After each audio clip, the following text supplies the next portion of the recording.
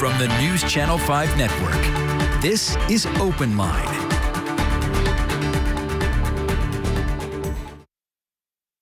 Hello, everyone. Welcome to OpenLine. Glad you're with us. We're doing something a little different tonight. We are focusing on really some positive environmental news, developments, that kind of thing. There is an award that's given out every year by the state. It's called the Governor's Environmental Stewardship Awards. And we're going to learn what exactly that is, how many individuals or companies can win this, what it is, and we're going to learn all about it tonight. And so it's a little positive, and that's good. It's good in the midst of all that we are going through sometimes to hear some good stuff as far as the environment is concerned. So let us bring in our guest via Zoom. It is Kathy, I'm sorry, how do I say your last name, Kathy? Glapa. Glapa, Kathy Glapa, Program Manager with the Office of Policy and Sustainable Practices. That is with TDEC, right? Yes, sir. Tennessee Department of Environment and Conservation. Thank you for coming on.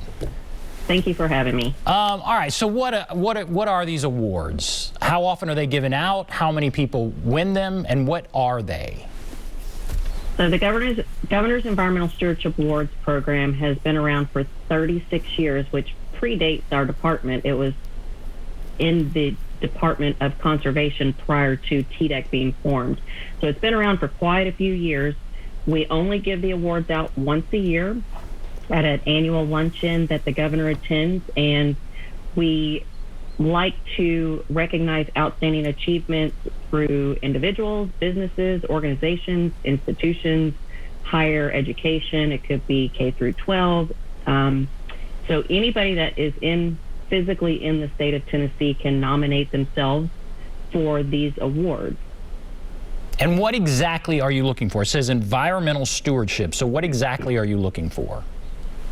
So that kind of has a multifaceted answer. We have 10 different categories, so it would depend on which category they're looking at wanting to nominate for their particular program. We have building green, we have clean air, we have environmental education and outreach, we have energy renewable resources, we have natural resources, sustainable performance, water quality. I feel like I'm missing a few. I know I haven't listed 10 there, so we will. You listed a lot without even looking down. I was impressed. You were just listing them off without even looking down. That was good. I was going alphabetically there. So agriculture and forestry was one that I missed. And then we also do a lifetime achievement where that's based on an individual's environmental stewardship and work that they've done over 20 years or more. Wow. Okay, so let's take one of those categories. Okay. Whatever you think might be the most interesting. I don't know if it's agriculture, whatever might be the most interesting. Walk us through who won last year and kind of what you're looking for in that category. Okay. So I personally think that every single one of them is interesting. Every year we get award nominations that come in and you're like, wow, how does this go on in the state, and we just have no clue that this is going on. So I am impartial to all the categories, but if I have to choose one, I think that building green is probably the easiest one to kind of wrap your head around. Building green is, it recognizes innovation with like structural design, the term building green. So we're looking at, is it LEED certified? Does it have cheap operations to operate the building? When they built it, did they build it with sustainable practices in mind? Did they bring their products in from under 500 miles away? Did they recycle content when they were doing the building process? So all of those could be looked at as part of some of the building green practices. And our website lists a very nice descriptive paragraph about what each category is looking for the particulars. This past year in 2021, Tennessee Tech University in Putnam County was our building green winner, and they were chosen because of two different buildings that they built on site. They were one of the first LEED silver certified facilities out in Putnam County. And tell us what LEED is again. LEED is, what does that mean again? Oh, you're going to put me on Oh the no, spot there. I don't. It's something to do with the environment. It's lead. That's a leadership, and I don't even want to say it wrong because I don't want to feel like I've said it wrong. It's given out to businesses and industries for doing particular things down a bullet list, and for everything that they do on those bullet lists in different areas, they achieve points. Right, so they have to meet certain criteria. So it's that kind of thing. So okay, so there were 2 buildings built there at Tennessee Tech. Tennessee Tech. And they had these lead qualifications. They met those, and those are the 2 buildings that you all picked. Those were the winner in this building green category. Correct. So Tennessee Tech nominated themselves for this particular category, saying, hey, we think we're going to be the best nomination that comes in, and this is why. And they write, their descriptive application and submitted it. One of the things that they did was at their fitness facility, they were able to save $10,000 in operating costs and 700,000 gallons of water annually at their pool, with some of the upgrades that they did there at their fitness facility, which was one of the things that the judges were like, wow, that's really impressive. And I think it's something that can be duplicated across the state if we shared that type of story. Well, I love that. And that's kind of what I hope that we could get from this conversation, is something to inspire us when it comes to what we're doing with the environment. There are plenty of things to be concerned about, and I don't want to minimize that, and we will talk about those on other shows, but I want to really kind of hold up some things that we can that are worthy of note and worthy to be held up. And so when you're talking about this, these 2 buildings, you mentioned something about that with the water. What else really stood out and might kind of inspire people to know that we're doing these things and helping the environment? I think primarily with any of the projects that win the awards is when the judges sit down to talk about which one they think is the best suited for this category. I think they look at it holistically. They look, did they meet all of the criteria? Did they answer the question, can it be replicated? Can it be transferable?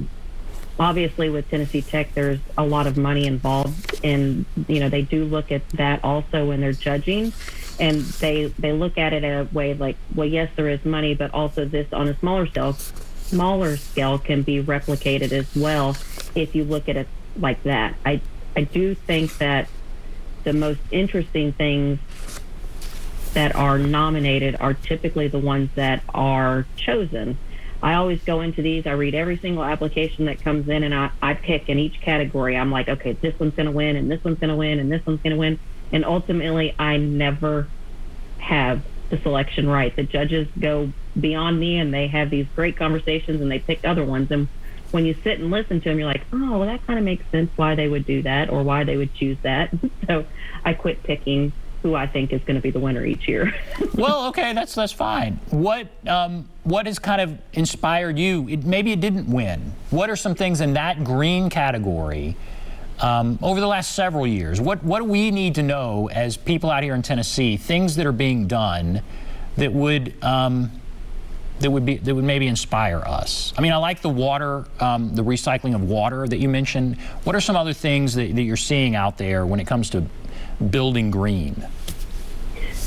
I think some projects that have come through that haven't won are some of the things that I mentioned about, did they locally source their product to build the building? Did they try to take the most energy efficiency product, whether it was the HVAC system or the lighting or the windows and doors? We had a few projects that came in over the years that they were historical buildings.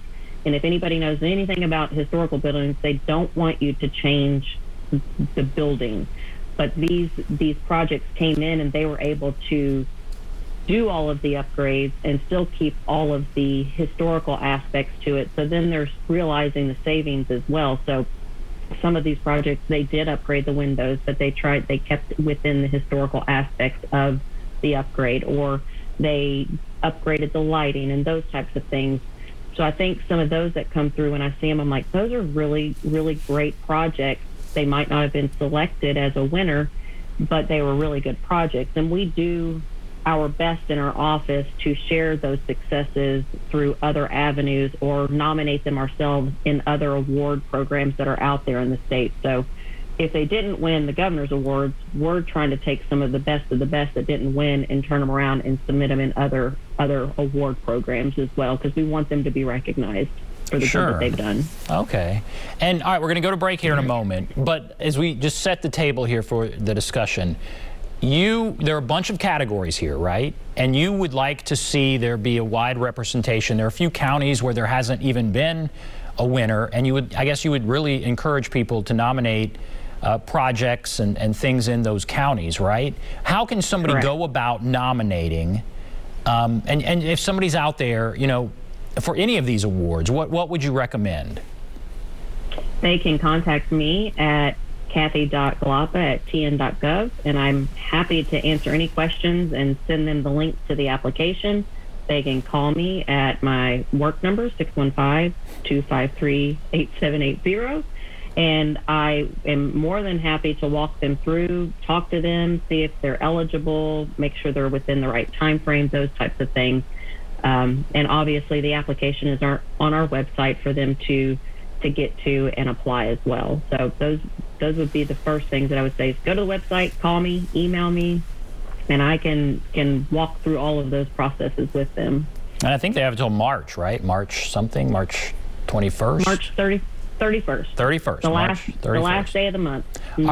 All right, we're going to take a break. Then we're going to come back and we're going to go through each category. And I want to be inspired. I want to talk about some of the past winners, some of the things that are going on that are really worthy of being recognized. So we'll take a break. Be back right after this.